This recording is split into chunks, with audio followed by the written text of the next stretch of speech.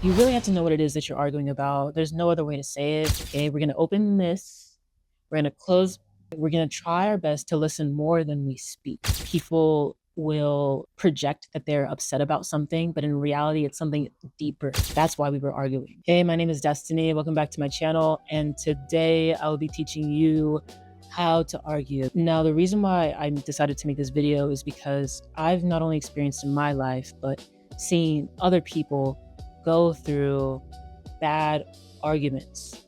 I feel like it's an epidemic. It's something that kind of keeps us from connecting to and understanding each other better. And I just wanted to make this video to really just help you be better at arguing. This video is perfect for anyone that finds themselves feeling stuck in arguments, losing the main idea and getting lost in a bunch of sub arguments that really don't hit the nail on the head. It's perfect for people who, in the process of arguing, find themselves getting swept away from the main argument into less important, nitty-gritty stuff.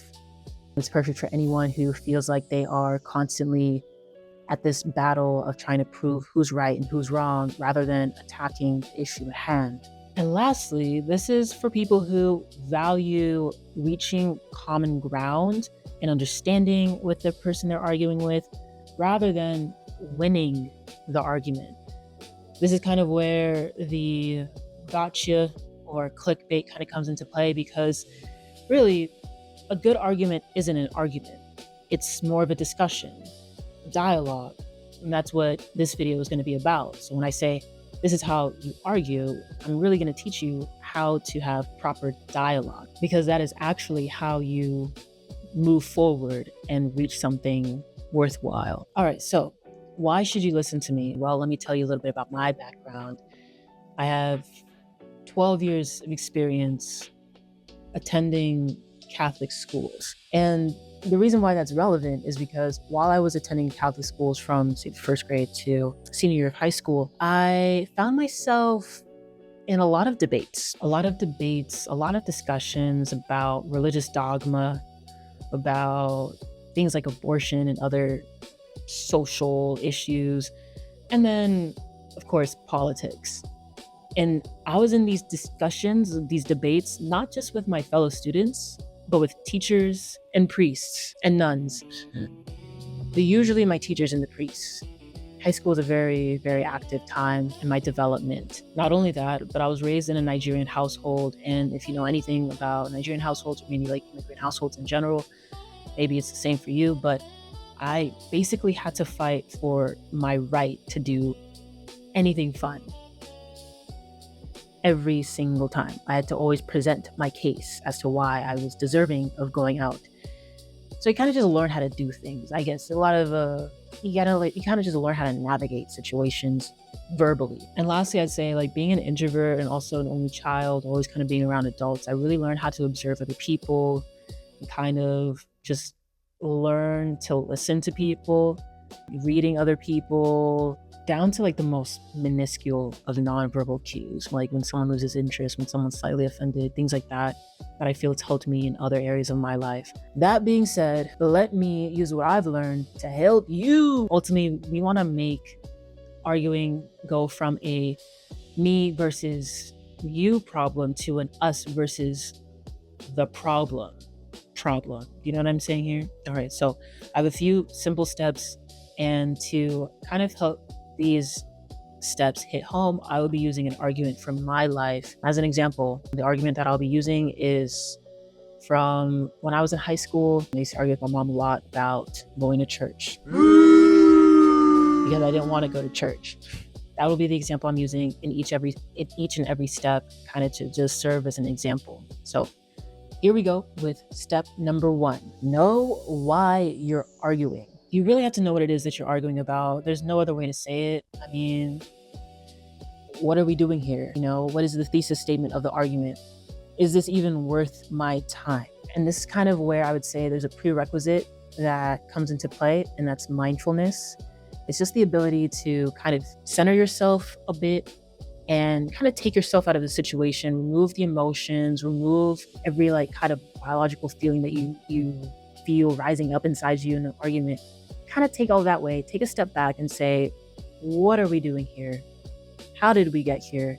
And how can we move forward? In my example, I would argue with my mom, usually on Sundays, and I'd be feeling these emotions. We'd be in this discussion, all because I didn't want to go to church. But there I was, kind of being forced to go. So the issue is, I didn't want to go to church, and I was being forced to do something I didn't want to do. That's why we were arguing. So that's step one. Now, step two is listen to the other person. Okay, we're going to open this, we're going to close, we're going to try our best to listen more than we speak. This is very, very important. A lot of times we want to talk, but in order to actually get through to people, you have to actually know what it is that they're concerned about. So you have to listen to the other person, try to find out what it is that is bothering them. Try to understand more about where they're coming from, what their fear is, what their desire is, whatever it may be. You have to listen to what they're telling you. A lot of the times people will maybe project that they're upset about something, but in reality, it's something deeper than whatever it is that they're telling you. So you kind of have to pay attention. Just try your best to pay attention. In my example, I would be arguing with my mom. I don't want to go to church. You have to go to church. I want to go to church. You have to go to church. And then my mom would list these things. She would talk about how, she raised me in the Catholic Church. She raised me to be God-fearing. She put me in Catholic school because she wanted me to develop a relationship with God. All of these other things that she spent time praying with me as a kid. And ultimately, what that boils down to, just by me listening to her, hearing the passion in her voice, it boils down to her being concerned for my salvation. How did I reach that conclusion? Well, one, I took the evidence that she was giving me through what she was telling me. And then two, I thought about the context of what it is that we're arguing about. We're arguing about religion. And religion is something that is it's not like arguing about your favorite color. This is the metaphysical, this is the divine, the existential, this type of stuff that deals with what happens when you die. From that context, we can deduce that for a religious person who believes wholeheartedly in concepts of eternal damnation and things like that, encountering someone that you love, your child, who says that they don't want to participate in the activities that you believe are so necessary to reach salvation, of course you're going to have a fear. Not because you're trying to be controlling, but you fear for my soul, or you fear for my salvation. So I guess in that step, it's not just about listening to the other person, but trying to put yourself in their shoes a little bit to try to understand where it is that they're coming from. Again, there's that prerequisite right there about mindfulness, not just centering yourself, but also taking into account where another person's motives, fears might be. Once you've established that, then you can move into step 3, which is vocalizing your understanding for this person's concern. This is so important. The reason I say that is because everybody just desires, I'm telling you, everybody just wants to be heard and understood. So if you come to someone and say, like me, I come to my mom and I say, hey, I know that you're concerned about my salvation. I know that you want the best for me. That disarms people. Now they don't have to fight so hard. They don't have to put up the armor. They don't have to be so attacking because you just expressed that you heard them. 9 times out of 10, and I'm just throwing out that statistic randomly, don't fact check me. But I'm willing to gauge that majority of the time, the reason why people get into shouting matches at each other is because they're not hearing each other, or because they don't feel like they're being heard.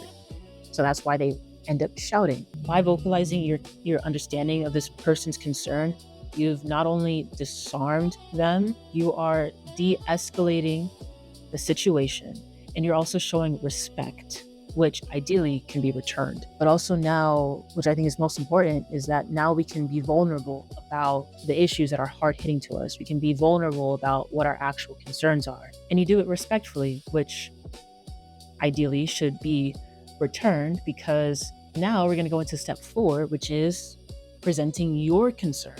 and you're presenting your concern, you really want to stay as objective as possible. You want to focus on what your feelings are, what you believe, and how certain things are affecting you. I guess here you're going to use a lot of I statements. You don't want to attack the other person. Maybe you can express to someone, hey, this is how this thing makes me feel. But you definitely don't want to attack the other person, because here we are. Hey, we're having a heart to heart. All right. And we're being vulnerable. I just showed understanding for you. We're calming down. I just want you to understand me.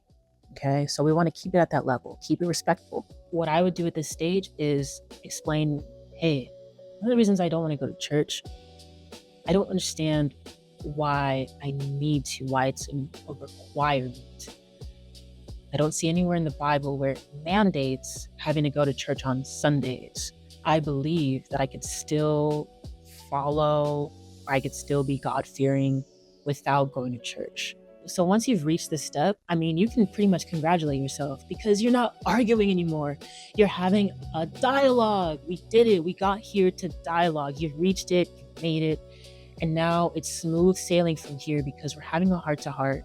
We're talking about the actual issues that we're concerned about, and we're listening to each other. That's the most important thing. Now we're listening to each other, which is the fifth step, to engage in this. And while you're here at the dialogue stage, you want to be curious. You want to continue listening more than speaking. And you want to be curious. You want to know why. Ask the person questions about whatever it is that they're saying. Why does this make you feel that way? How can things be better? What can we do? You want to be solutions oriented, okay? This is not a me versus you. This is not a them versus you. It is a us versus the problem, us versus the misunderstanding. And the goal here, remember, the goal here is to reach common ground. If possible, it's not by force, but if possible, we want to reach a common ground here. And then once you've engaged in the step, you reach the final step, which is the resolution. Have we reached an understanding? Do we see eye to eye? Do we see where maybe some things were miscommunicated in the past? Do we see that certain intentions were misread? You know, what do we find? Like, where are we at now? Or is that not possible? Do we not see the eye to eye? That can also be an outcome as well. It's not always agreement, but sometimes you agree to disagree respectfully. I would say in my case, it was definitely that situation. It was more of an agree to disagree. My mom could not understand necessarily where I was coming from. I kind of got where she was coming from, but I still didn't want to do what it was that she wanted. And in a way, we kind of just left things at that. She stopped forcing me to go to church with her, and I guess maybe that was the resolution. Yeah, she stopped forcing me to go to church with her. She would ask me to come, but it was no longer by force. And I felt more at peace because of it. So now that we've reached the end, I want you to tell me, like, how do you feel about these steps? What are some steps that you would add? Is there something that I missed, something that should be included? Please let me know in the comments. Do you believe that there's anyone in your life that would benefit from this guide? If so, send it to them. Send it to them. Maybe watch it together. Watch it with a partner, watch it with a family member, whoever it is, friend, whoever. Watch it together, and I hope it helps. Let me know if it does, and if it doesn't, let me know, and I'll probably make a better video next time.